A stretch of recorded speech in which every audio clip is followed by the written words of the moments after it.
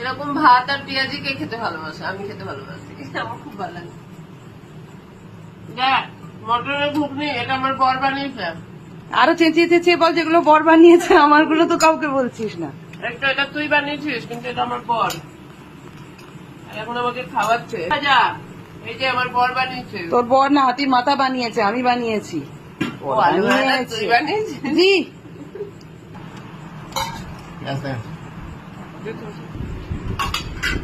আর এটা কে বানিয়েছে? তোর বর। এটা আমার বর বানিয়েছে, আওলা চাটনি।